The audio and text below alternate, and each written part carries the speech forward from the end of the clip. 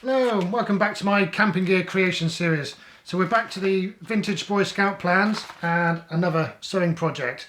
It's a rucksack this time. I'm going to have a go at making a jambo pack. Presumably named because it's for the jamboree. So here's the introduction to it in tiny writing. A few months from now, 40,000 scouts will meet at Valley Forge for our second national jamboree. This took place in 1950, which obviously dates this to pre-1950, so it's, as with the tent, properly vintage plans. So here's what it's supposed to look like. And one of the things that attracted me to this plan is the fact that there's two different ways of making it, and then three different ways of using it, as it says here.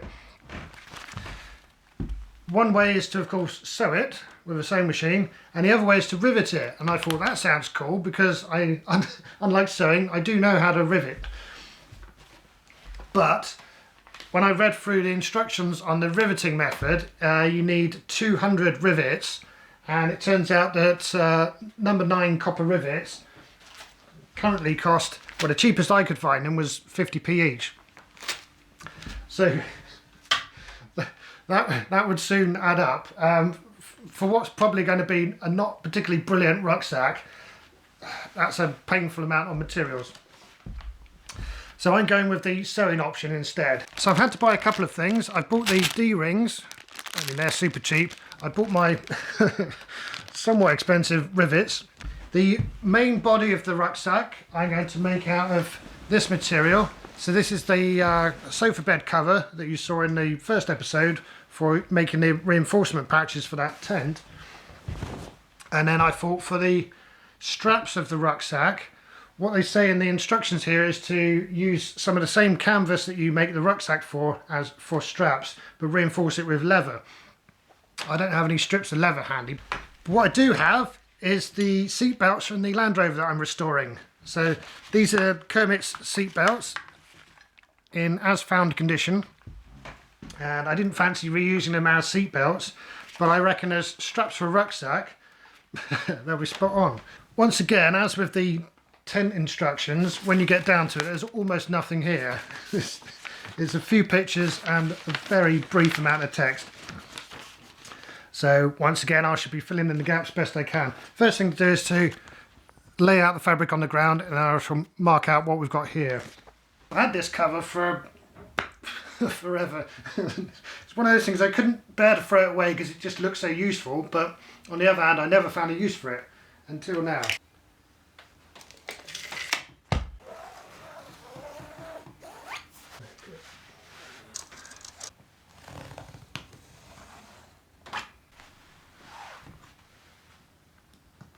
Right, we've got two side pieces.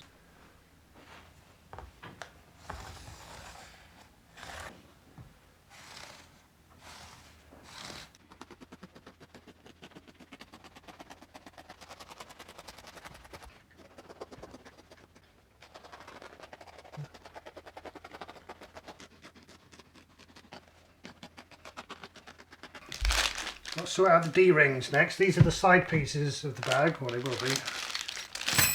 And it says here, to lay the pattern on the canvas, cut out the pieces, so that's what we've done.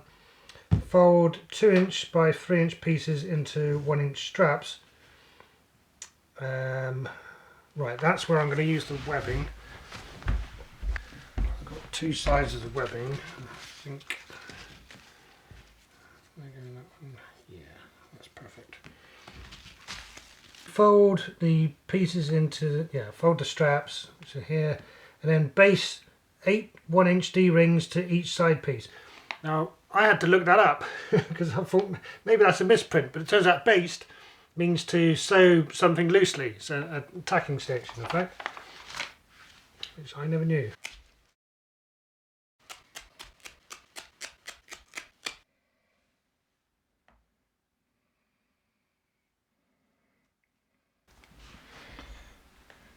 Okay, so all I've done is basted, loosely stitched the webbing to the D-ring. Now I'm going to try and attach it. So the idea is that the D-rings poke slightly into this part of fabric, but the tail of the webbing sticks over there, which will be the interior of the bag at some point. Yeah, and I think these want to be fairly close.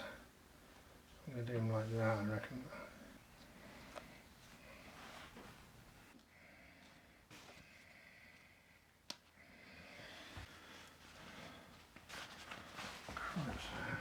Now, according to this, the next stage is to sew the side pieces onto the main piece, and it says here using a French seam. Now, obviously I don't know what French seam is, so I've just been on YouTube and I've watched a whole bunch of tutorials.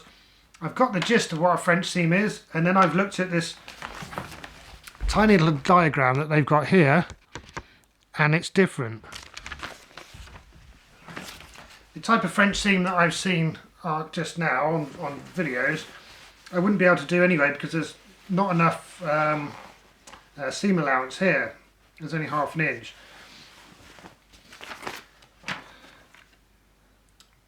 I think I can do what they've got here. So we'll have a go at that. But I've also discovered if I do it in the order that they say here, it's not going to work.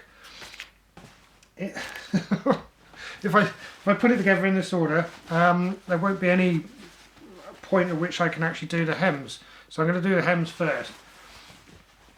And for that, I've just been watching more videos on hems. I'm going to do which I've forgotten already what it's called, but it's a double one. So that, and then again. And to do that, I'm going to have to iron it. So I've been to the workshop and found something to use as an ironing board. And I've actually got an iron, which I don't think I've ever even plugged in.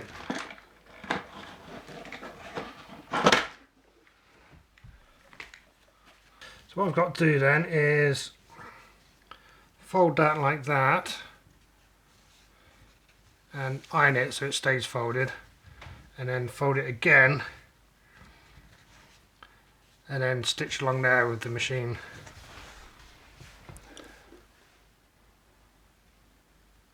It's warming up. So now fold that. See if I can get that straight.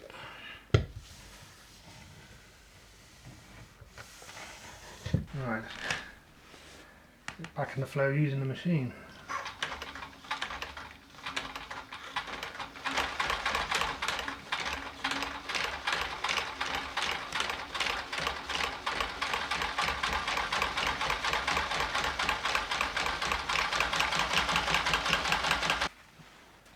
Bit wobbly, but I'll have to do.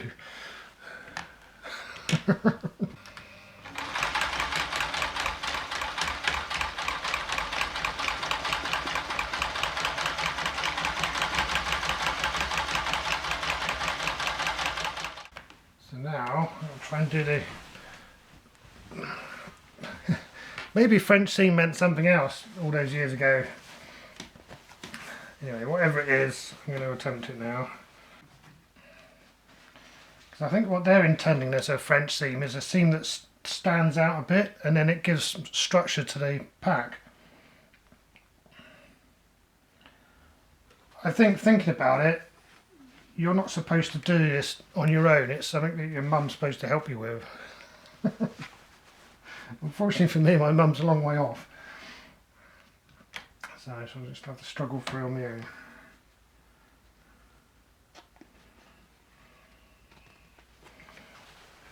Right then. Can't be that hard, can it?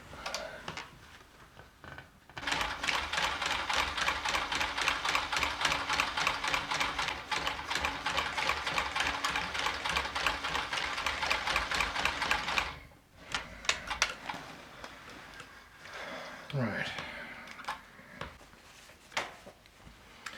Yes, so this is a type of French seam, going by what I've seen in the video, but not the usual one, because now I've got to iron that like that and then run down there. Yeah, it's all making sense now.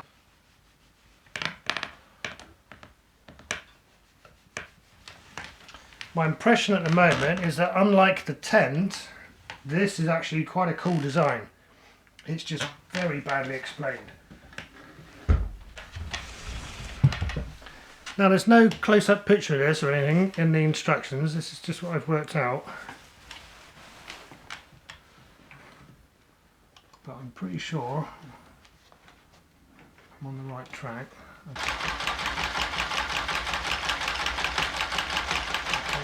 Okay. Got it sussed. So then it sits like that, and that stiffens the side of the bag. That's what they're trying to get to. They don't mention any of that. So if this was the front and that's the side, you can see how the... If I can do this all round, it's going to look great. It's a big if. I can see how sewing could be fun, you know. I'd have to get an awful lot more competent at it, but I can see it. I can imagine it.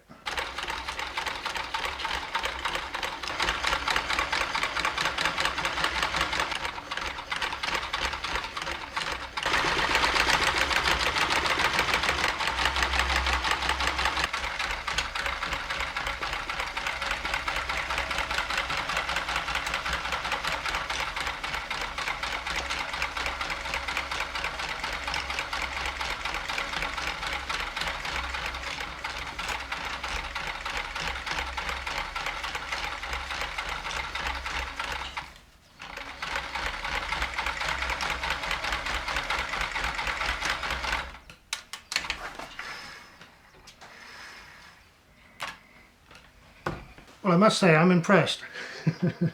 This has come out much better than I was even hoping it would. Although we have a long way to go yet before it's finished, but that's looking very bag-like. So after all that worrying, these seams are actually quite simple. Well, like like many things in life, once you know how, it's obvious. I've just stuffed it full of bits and bobs to give it some body. The next thing to do is to make the top of it, which incorporates a pocket. So that line there is the pocket. The pocket folds up and actually goes on the inside. So it would be something like that. And then I've got to put D-rings there and there, which will go down to attach to the bottom. First I'm going to iron this and then hem it. I'll take it from there. I could do with a water blister or something. But all my squirty bottles are full of quite grim chemicals.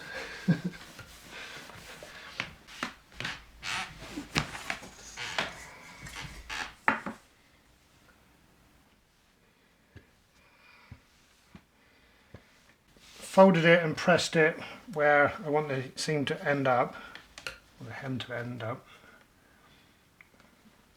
Then I come back and press it again here, so the raggedy bit is then lost in the middle.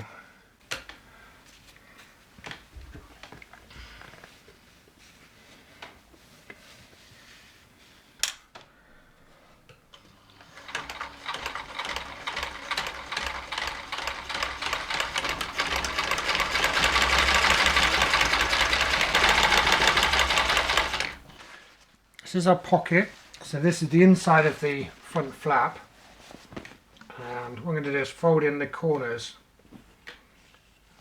by 2 inches. Put a rivet through there, and then here, that's where I'm going to put the buckle, the strap. Another bit of this webbing, like that, with a D-ring just there.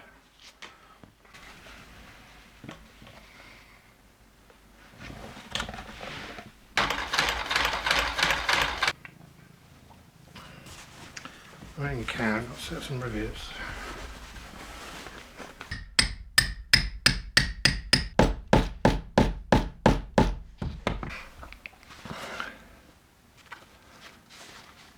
So that's what you'll see from the outside, just that D-ring.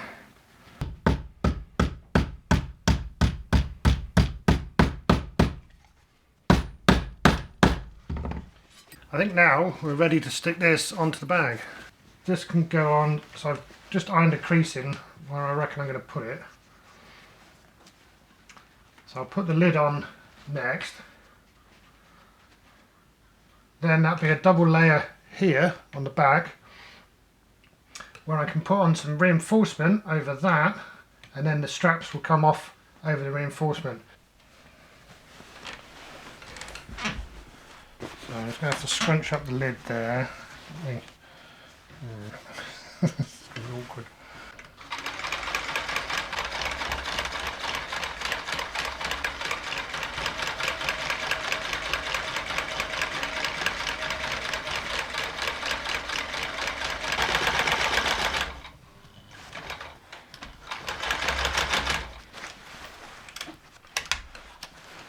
Okay, good.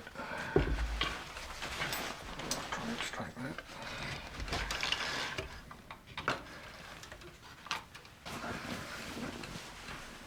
Next, I'm going to put the little flappy bits at the top of the sides.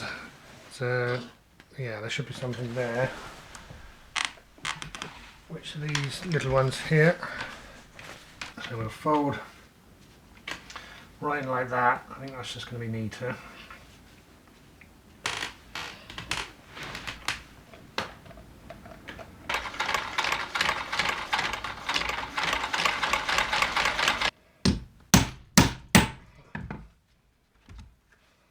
Okay, and then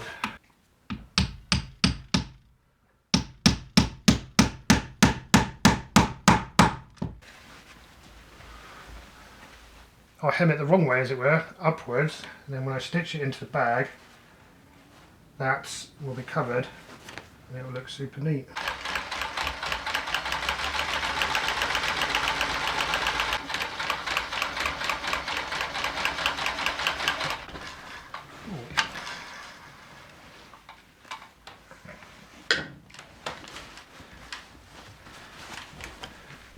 And there's the other flap installed, and looks quite smart on the inside even.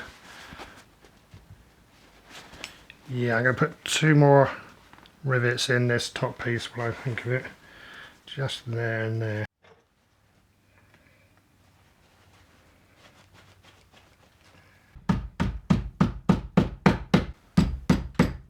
The next, and the final big chunk of work and working stuff out, is to make some straps for it.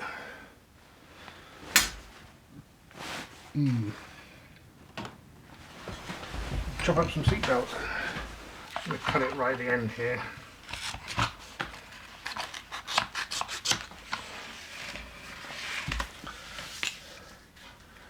This is absolutely perfect shoulder strap material.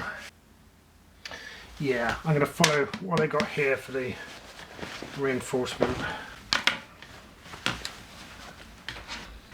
13 now.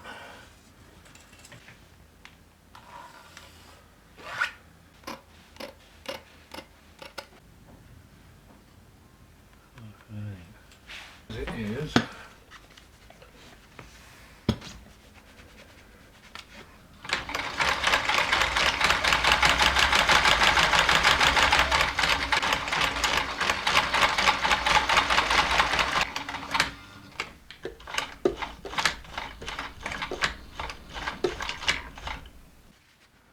Yes, so 4 layers in the middle, 8 around here, and even more in places. So that's now going to go that way up on the back. That's ready. So here's our bit of seat belt. That's going to go, that'll be the strap going around my actual shoulder. Then it needs to transition down to some of this 4-inch piece of that.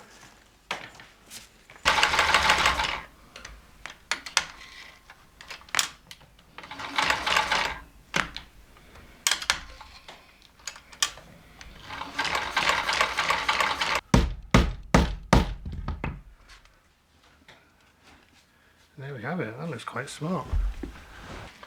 So I've just done the same again, and now I've got 2 of the wider straps, the upper straps. So this is going to go there, and these will come out from the back of it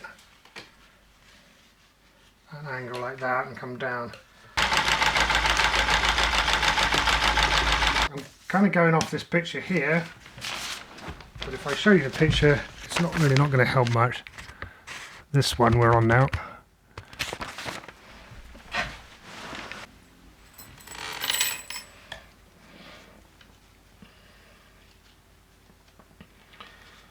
So I'm going to go one there.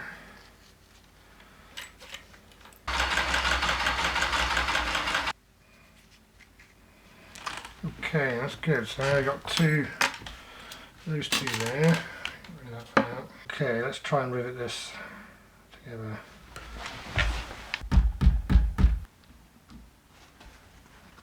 Open it up.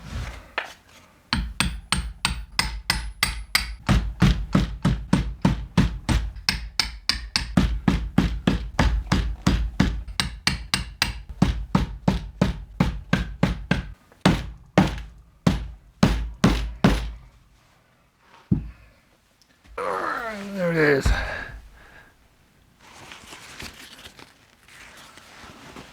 Crikey. So I've just made two straps which have got a 2-inch loop sewn in at each end. One will just be for pulling on, the other's going to take a ring going on this ring. So if we open that up,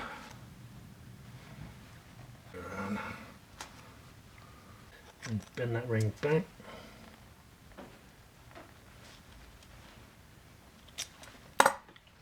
Okay, so the lower strap then can now come through there and down through there. That should lock up. Yeah, there we go. So what I've got for the lacings, actually I might just, I'm going to fill it up before I put the lacings on the side, and I can make it easier. Planning on using for the sides, I've got this weird orange paracord which, when you expose it to the sunlight, dramatically fades.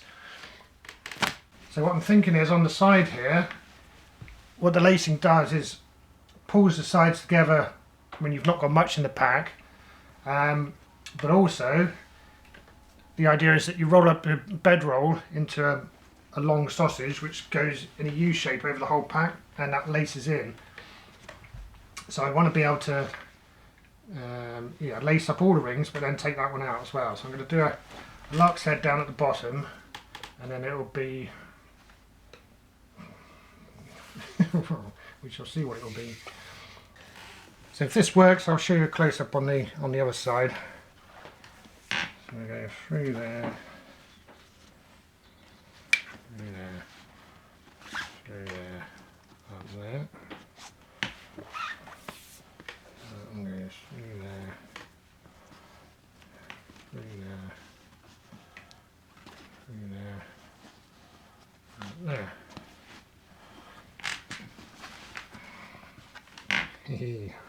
So this is the lark's head.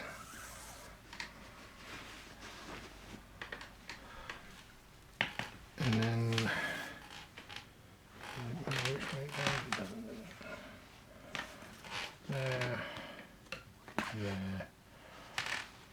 there, and then there. This is different to how it's described in the article, but I think this is a more practical way of doing it. So you see there how if I pull that, it's going to... And this is all because I put it in that seam that I struggled to work out right at the beginning. That seam is what helps this work. So if we just yank on that, it comes undone, off we go. Now we need something here. We could go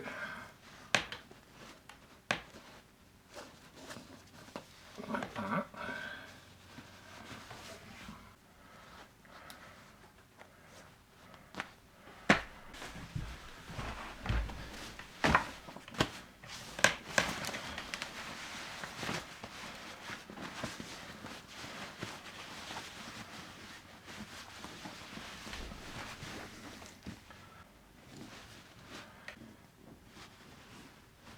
Well, let's try it on. and this is the first time I've ever tried to put it on.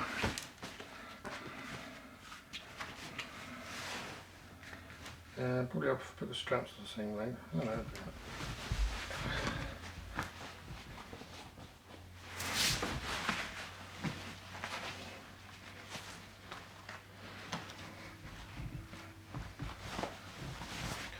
Gosh, it feels like a proper rucksack. Well, here it is. This is its maximum capacity, as it were. I've just stuffed it full of cushions and towels and such, and this is the tent rolled up on top under the lid.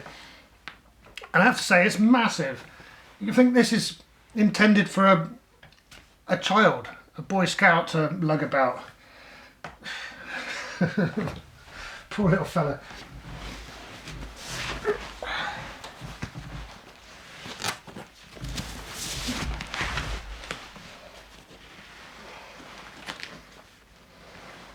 It sits comfortably actually, although obviously I haven't walked anywhere with it, so we won't know until we go on a hike.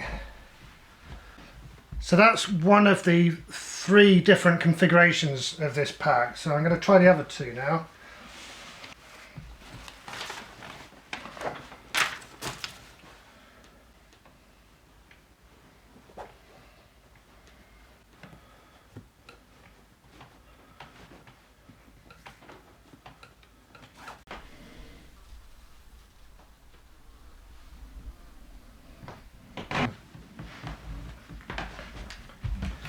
And then the third and final way of having the pack is to lace it up tight and make it into a day pack. So this time we want it to go back through here. And so you can see I can lace it up pretty close.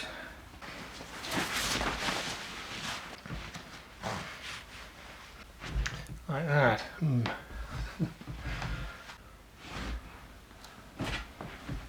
I'm actually I'm much happier with this sewing project than the previous one. Well, for one thing, I'm a lot more comfortable and confident using the machine now. This is my second ever project on the sewing machine. But also this is just a really sound design, I think. This is a much better design than the tent was. Well, obviously it's a different thing, but yeah, I hope you get my gist there. This is, I reckon, a really nice design. Obviously we'll find out when I go for a hike how it is in real life, as it were. With a few miles on it, I might not be quite so happy with it, but on the other hand, I think I might.